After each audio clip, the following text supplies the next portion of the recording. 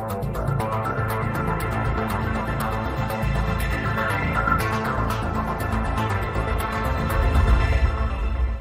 YouTube चॅनलमध्ये आपल्या सर्वांचं स्वागत।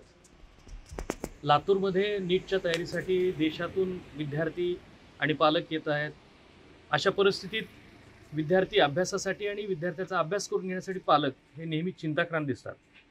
तर या विद्यार्थ्याचा अभ्यास कसा करून घ्यावा किंवा पालकांनी कशा पद्धतीने विद्यार्थ्याला मदत करावी यासाठी मार्गदर्शन करणार आहेत शाहू महाविद्यालयातील प्राध्यापक डॉक्टर रेणुका लोंढे मॅडम।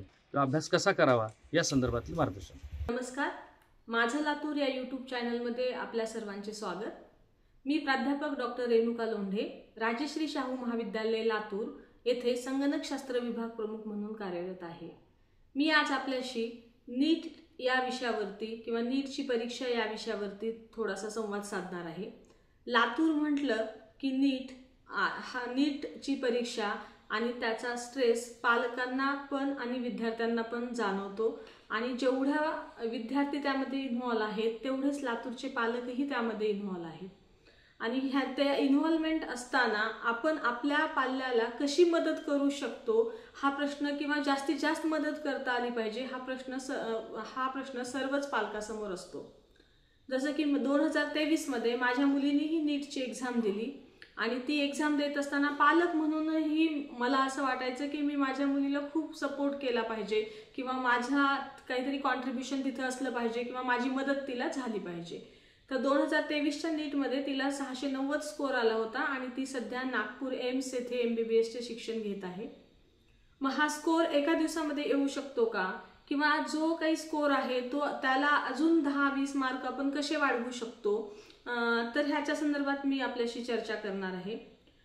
आजपासून जवळपास नीटची एक्झाम 2025ची 6 महिन्यावरती एक्झाम आलेली आहे आणि जवळपास सगळ्या इन्स्टिट्यूटचा किंवा क्लासेस कॉलेजचा सिलेबस संपून झालेला असणार आहे आणि आता मुलांची जी खरी कसोटी सुरू आहे ती त्यांची रिव्हिजन करणे अभ्यासाचं आणि आपल्या टेस्ट देणे आणि त्यामध्ये जो स्कोर येतोय तो स्कोर कंटिन्यू त्यांना काय करत राहायचं, इम्प्रूव्ह करत राहणे।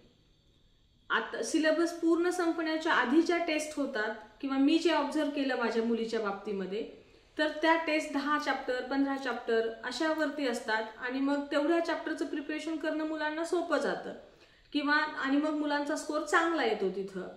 पण जेव्हा पूर्ण सिलेबसवरती परीक्षा सुरू होतात तेव्हा मुलांचा एकदमच स्कोर काय होतो, कमी होतो।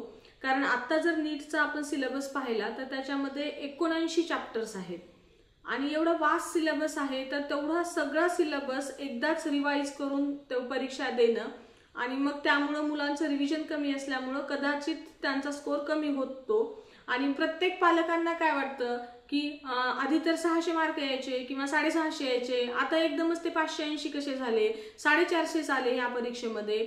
तर मग असं होतं आणि मग मुलांना एक बर्डन येतं किंवा मुलांना एक टेन्शन यायला सुरू होतं की माझा स्कोर कमी होतोय। पण माझं असं म्हणणं आहे की सगळ्या पालकांनी मुलांना एकदम बर्डन न देता, क्वेश्चन न करता स्कोर कसा काय कमी झाला आपणच काय करायला पाहिजे की त्याचं ॲनालिसिस करायला पाहिजे की स्कोर कसा कमी होतोय। तर आता 6 महिने परीक्षा आहे म्हणजे जवळपास 180 दिवस आपल्याकडे आहेत, 80 चॅप्टर आहेत, 79 ते 80 चॅप्टर।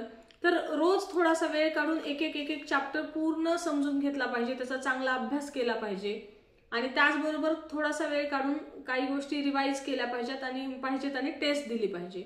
मग ही टेस्ट दिल्यानंतर कोणत्या चॅप्टरमधले प्रश्न चुकतायत हे शोधून काढणं खूप इम्पॉर्टंट आहे आणि तिथंच एक स्कोप आहे की मुलांचा स्कोर इथं काय होऊ शकतो, इम्प्रूव्ह होऊ शकतो।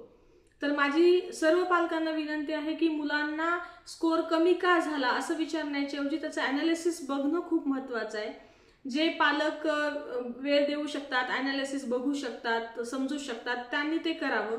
पण ज्या पालकांना त्या गोष्टी नाही समजत की ॲनालिसिस कसं करायचं, कोणत्या चॅप्टरमध्ये मार्क जात आहेत हे जर पालक आयडेंटिफाय करू शकत नसतील तर पालकांनी टीचर्सला भेटणं खूप गरजेचं आहे विद्यार्थ्यासमवेत आणि विद्यार्थ्यांना आयडेंटिफाय करणं गरजेचं आहे की माझे कोणत्या चॅप्टरमध्ये मार्क्स जात आहेत। तर इथे एक आपण सोपा फॉर्म्युला तयार करू शकतो। जसं इथं 3 विषय आहेत, फिजिक्स, केमिस्ट्री आणि बायोलॉजी। तर 3 विषयासाठी बायोलॉजीमध्ये बॉटनी आणि झुलॉजी तर तुम्ही वेगवेगळ्या नोटबुक्स करा किंवा वेगवेगळे रजिस्टर करा आणि आज टेस्ट देऊन आलात तर त्या टेस्टचा स्कोर किती आलाय न बघता कोणते प्रश्न चुकलेत आणि ते कोणत्या चॅप्टर मधले होते त्या चॅप्टर मध्ये डिवाइड करा. म्हणजे जी नोटबुक तुम्ही बनवताय ती चॅप्टर वाईज करा. पहिला चॅप्टर 4 पानं सोडून द्या, दुसरा चॅप्टर 4 पेजेस, असं सगळ्या चॅप्टर्स त्याच्यामध्ये आले पाहिजेत हेडिंग. आणि प्रश्न कोणत्या चॅप्टर मधून चुकलाय त्या चॅप्टरच्या मध्येच तिथं जिथं स्पेस तयार केलाय तिथं तो प्रश्न तुम्ही सॉल्व्ह करा. आणि एकदा प्रश्न सॉल्व्ह केला की विद्यार्थी नंतर तो चुकणार नाही. आणि असं करून जेव्हा तुम्ही 10-15 टेस्ट द्याल, 10-15 टेस्ट दिल्यानंतर अनालिसिस करा की कोणत्या चॅप्टर मधले मॅक्सिमम प्रश्न चुकलेत. तर आपण एक आयडेंटिफाय करू शकतो की या चॅप्टरला जास्त रिव्हिजनची गरज आहे आणि वाय चॅप्टरला कमी रिव्हिजनची गरज आहे. तर इथं आपल्याला आयडेंटिफाय चॅप्टर वाईज करता येईल आणि त्यानंतर तो चॅप्टर मुलाचा परफेक्ट झाला की मग त्याचा स्कोर नक्कीच त्या चॅप्टर मधून इम्प्रूव्ह होईल. बघा, नीटच्या परीक्षेमध्ये 180 प्रश्न असतात आणि एकूण 80 चॅप्टर आहेत जवळपास. तर प्रत्येक चॅप्टरवरती मॅक्सिमम आपण 2 प्रश्न धरून चालूया. तर आपण जर एक चॅप्टर परफेक्ट केला तर आपले 2 प्रश्न वाढणार आहेत, म्हणजे मुलाचा स्कोर तिथं काय होणार आहे, इम्प्रूव्ह होणार आहे. तर असं 5-5-5 किंवा 4-4 मार्काने आपल्याला स्कोर काय करायचा आहे, मुलांचा इम्प्रूव्ह करायचा आहे. हे झालं स्कोरच्या बाबतीत. आता दुसरं पालक म्हणून जबाबदारी काय आहे, किंवा मला पण असं बरेच जण प्रश्न विचारतात की तुम्ही तुमची मुलगी किती वेळ अभ्यास करायची. तर मी सांगते तुम्हाला की क्लासला किंवा कॉलेजला जाऊन आल्यानंतर जो काही वेळ वाचतो, शिल्लक राहतो, त्याच्यामध्ये 8 तास जर झोप झाली तर बाकीचा वेळ आपल्या पाल्यांनी अभ्यासच केला पाहिजे. आणि तो अभ्यास कसा केला पाहिजे, किंवा प्रोडक्टिव्ह अभ्यास झाला पाहिजे, किंवा त्या टाइमचं युटिलायझेशन, प्रॉपर युटिलायझेशन झालं पाहिजे. तर मुलाला अभ्यास करत असताना 1.5 तासानंतरचे 10 मिनिटाचा किंवा 15 मिनिटाचा ब्रेक घ्यायला सांगा. मग त्या ब्रेकमध्ये तुम्ही स्वतः त्यांच्याशी बोला की तुझा किती चॅप्टर झाला, तुझे किती प्रश्न सॉल्व्ह झाले. तर अशा पद्धतीने पालकांनी कंटिन्यू मुलाच्या कॉन्टॅक्टमध्ये राहिलं पाहिजे किंवा त्याच्या सोबत राहिलं पाहिजे. तर वेळेचं असं काही बंधन नाही की 10 तास अभ्यास झाला पाहिजे, 12 तास अभ्यास झाला पाहिजे. पण आता सगळा पोर्शन संपलाय तर आपले मुलं फ्रीच आहेत. आता अभ्यासाला भरपूर वेळ आहे. एवढे दिवस पाल्याची कंप्लेंट असते की मी क्लास करतो, मग अभ्यास कधी करू. तर आता सिलेबस संपल्यानंतर पूर्ण वेळ आपल्या हातामध्ये आहे. फक्त 3 तासाची एक परीक्षा द्यायची, त्याच्यानंतर मुलं फ्री आहेत, तर त्यांनी तो वेळ अभ्यासासाठीच युटिलाइज करायचा आहे. त्याच्यानंतर एक दुसरी गोष्ट असते की मुलांचा जसं जसं परीक्षा जवळ येईल तसं तसं त्यांना स्कोर इम्प्रूव्ह होणं गरजेचं आहे. आणि तो होत नसेल तर मुलांना टेन्शन येतं, स्ट्रेस येतो.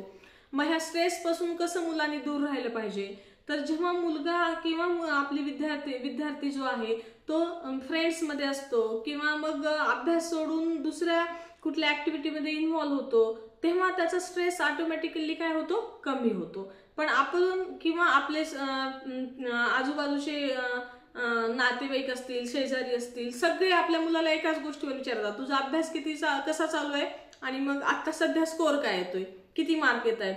म्हणजे स्कोर, मार्क्स हेच आपल्या मुलाच्या डोक्यामध्ये आहे. तर ह्याच्यातून आपण मग त्याला आणि त्याचे फ्रेंड्स आपण असं सांगतो की ह्याला बोलू नको, त्याला बोलू नको, मित्रामध्ये टाइम घालवू नको. मग विद्यार्थी बोलणार कोणाला, मोकळा कोणाजवळ होणार. तर मला असं वाटतं की पालकांनी म्हणजे आई किंवा वडील ह्यांनी त्या विद्यार्थ्याचा एक 6 महिने, आजपासून 6 महिने नीटची परीक्षा होईपर्यंत मित्र किंवा मैत्रीण बनणं खूप गरजेचं आहे. आणि मग मित्र किंवा मैत्रीण बनतो म्हणजे काय, तर मुलं आपल्याशी शेअर करतात की मम्मी माझा अभ्यास एवढा झाला, मी आज एवढे प्रश्न सॉल्व्ह केले. किंवा मग कधी कधी टायमर लावून तुम्ही त्यांच्या साईडला बसा की किती प्रश्न झाले, कोणता प्रश्न चुकतोय, या चॅप्टर मधलं काय झालंय, किती प्रश्न राहिलेत. तर ही एक गोष्ट खूप महत्वाची आहे. त्यांच्यासोबत तुम्ही असणं आवश्यक आहे, तुम्ही वेळ देणं आवश्यक आहे.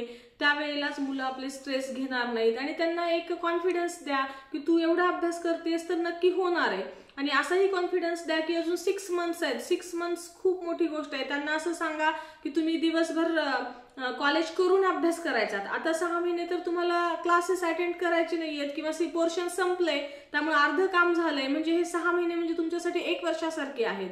कारण दोन्ही शिफ्टमध्ये तुम्हाला अभ्यासच करायचे. म्हणजे कॉलेजमधले 5-6 तास तुमचा वेळ वाचतोय किंवा क्लासचा एक 5-6 तास वेळ वाचतोय. त्याच्यामुळे ड्युरेशन भरपूर आहे. फक्त तुम्ही त्यांना कॉन्फिडन्स द्या की तुम्ही तुमच्या प्रिपरेशन वरती कॉन्सन्ट्रेट करा. आणि कन्सिस्टन्सी खूप इम्पॉर्टंट आहे की कंटिन्यू अभ्यास करणं गरजेचं आहे. जर 2 दिवस अभ्यास नाही केला तर तुमचा पोर्शन मागे पडेल आणि तुमचा स्ट्रेस काय होत राहील, इन्क्रीज होत राहील. जसे तुमचे एक एक चॅप्टर परफेक्ट होत राहतील तसं मुलं फ्रेश व्हायला लागतील आणि त्यांचा कॉन्फिडन्स वाढायला लागेल की माझा हा अभ्यास झालेला आहे, आता मला पुढचा चॅप्टर करायचा आहे, पुढचा चॅप्टर करायचा आहे याप्रमाणे. तर आपण मुलांच्या सोबत राहणं खूप गरजेचं आहे. त्याचबरोबर मुलांच्या आहाराकडे लक्ष देणं पण गरजेचं आहे. या काळामध्ये काय होतं, मुलांचं वजन गेन व्हायला चालू होतं की ते कंटिन्यू बसून अभ्यास करतायत, त्याचबरोबर त्यांना थोडासा स्ट्रेस सुद्धा आहे. तर त्या दोन्ही गोष्टीमुळे मुलांचं वजन वाढायला लागतं. मग वजन वाढला की त्यांचा आळस येणं किंवा त्यांना झोप जास्त येणं स्ट्रेसमुळं, ह्या गोष्टी सुद्धा होऊ शकतात. तर या गोष्टींकडेही पालकांनी लक्ष देणं गरजेचं आहे. त्यांच्या आहारावरती लक्ष द्या. त्यांना काय पाहिजे ते काही 3 तासांनी 4 तासांनी म्हणजे एका पर्टिक्युलर ड्युरेशन नंतर स्मॉल फूड त्यांना किंवा स्मॉल क्वांटिटीमध्ये फूड द्या. अशा पद्धतीने तुम्हाला ह्या पण गोष्टीकडे लक्ष देणं गरजेचं आहे. आणि जेव्हा रिव्हिजन टेस्ट होतात तेव्हा खूप प्रश्न मुलांच्या हाताखालून जातात आणि मग हळूहळू त्यांचा स्कोर वाढत राहतो. मी नक्की तुम्हाला सांगेल की फुल सिलेबसवरती जेव्हा परीक्षा होतील तुमच्याही मुलांच्या, तेव्हा काही प्रमाणात स्कोर कमी होऊ शकतो. पण एक 2-3 महिने तुम्ही चांगला अभ्यास केलात की मग तुमचा परीक्षेच्या पुढे 2 महिन्यामध्ये शेवटी स्कोर हा वाढणार आहे आणि तुमच्या मुलांना नक्कीच सक्सेस मिळणार आहे. तुम्हीही कॉन्फिडन्स ठेवा की आपला मुलगा चांगलं करू शकेल किंवा मुलगी चांगलं करू शकेल. आणि सगळ्यात महत्त्वाचं म्हणजे आपल्या पाल्याला तुम्ही कॉन्फिडन्स द्या की येस यू कॅन डू, तू करू शकतोस, तू कर आणि वी आर विथ यू, आम्ही तुझ्यासोबत आहोत. जरी मार्क्स कमी पडले तरी काही प्रॉब्लेम नाही, पण त्यांना मार्क्स कसं इम्प्रूव्ह करायचं ह्याच्यासाठी थोडीशी मदत करणं गरजेचे. तुम्ही स्वतः करा किंवा टीचरच्या मदतीनं करा, पण नक्कीच प्रत्येक परीक्षेमध्ये एक प्रश्न जरी म्हटला तरी आपले 4-4 मार्क प्रत्येक टेस्टला कव्हर होऊ शकतात. आणि एक दिवस आड त्यांना टेस्ट द्यायची प्रॅक्टिस करून द्या. अशा बारीक खूप साऱ्या गोष्टी आहेत की कधी परीक्षेच्या सेंटरमध्ये जेव्हा मुलं जातात तेव्हा त्यांना बेंच चांगला मिळत नाही बसायला, तर मग तिथं ते मुलं डिस्टर्ब होऊ शकतात. तर त्याच्यासाठी त्यांना वेगवेगळ्या एन्व्हायरमेंटमध्ये तुम्ही त्यांची टेस्टची प्रॅक्टिस घरी पण करून घेऊ शकता. खूप स्मॉल गोष्टी आहेत की तिथे इन्व्हिजिलेटर आहे तो सही करायला, मग आपले मुलं डिस्टर्ब होतात. तर तुम्ही जेव्हा मुलगा तुमचा 3 तासाचा टायमर लावून पेपर सोडवते तेव्हा तुम्ही कधीतरी त्याला मध्येच डिस्टर्ब करून बघा, बोलून बघा. त्यानंतर एकदम नॉइझी एन्व्हायरमेंटमध्ये सुद्धा त्याला एक टेस्ट द्यायला सांगा. म्हणजे अशा खूप बारीक टिप्स आहेत की ज्या तुम्हाला ज्या आपल्याला आपल्या मुलांचा स्कोर वाढवण्यासाठी आपल्याला करता येतील. कधी परीक्षा सेंटरला गेला आणि तिथं जर खूप नॉईज असेल किंवा बाहेरून काही आवाज येत असेल तर आपला विद्यार्थी डिस्टर्ब होऊ शकतो. तर अशा एन्व्हायरमेंटमध्ये सुद्धा त्याला परीक्षा देता आली पाहिजे. इथपर्यंत आपण मुलांना हेल्प करणं किंवा त्यांची तयारी करून घेणं गरजेचं आहे. तर आपण चांगली तयारी करून घ्याल, माझ्या आपल्याला शुभेच्छा आहेत. आणि सर्व विद्यार्थ्यांना नीट 2025 मध्ये जे परीक्षा देणार आहेत त्यांना बेस्ट विशेष. थँक्यू.